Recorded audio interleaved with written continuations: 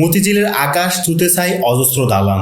দারুণ ব্যস্ততায় যেই পথগুলো মানুষ হেঁটে যায়, গাড়ি ছুটে যায়, তারই নিচে চাপা পড়ে আছে মতিঝিলের ঝিল। নগরায়নের তোড়ে আমূল বদলে যায় মতিঝিলের ইতিহাস। ঝিল, জলাভূমি আর নৌপথের সঙ্গে মানুষের মিতালির এক সোনালী অধ্যায়ও।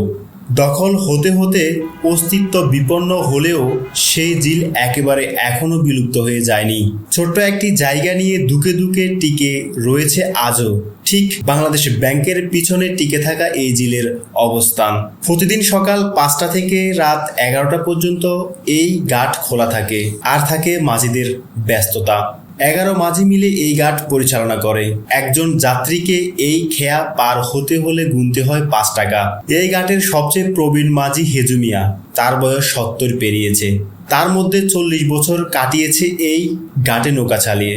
বাংলাদেশ ব্যাংকের উত্তর পূর্ব দিক থেকে দক্ষিণ কমলাপুরের গুদার ঘাটে যাত্রী নিয়ে আসেন।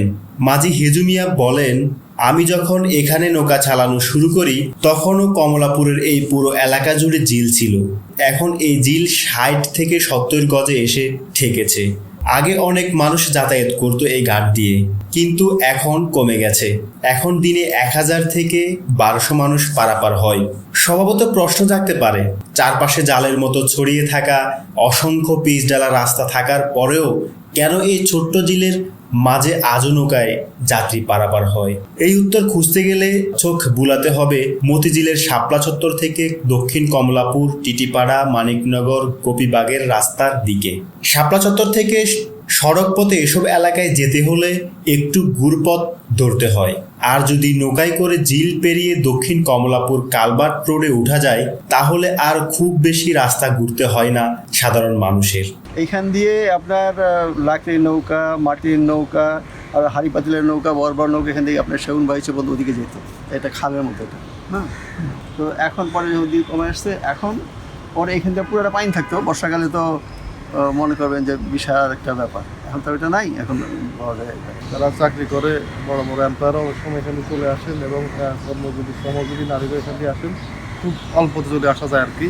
তবে আপনার ঘাটে 5 টাকা একটা নির্ধারিত একটা টাকা পেমেন্ট করতে হয় আর কি। শুনছিলাম এটাকে কেন্দ্র করে মসজিদটা নাকি নামটা হয়েছে।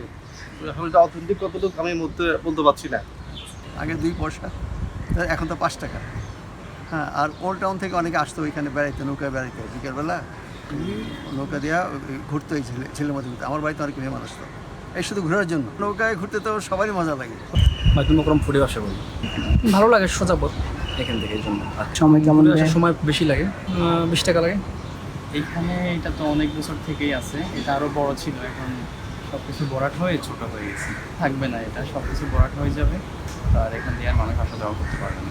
আজকে কত বছর পর্যন্ত এই রোড দিয়ে যাতায়াত করে? প্রায় 15-20 বছর। 15-20 বছর।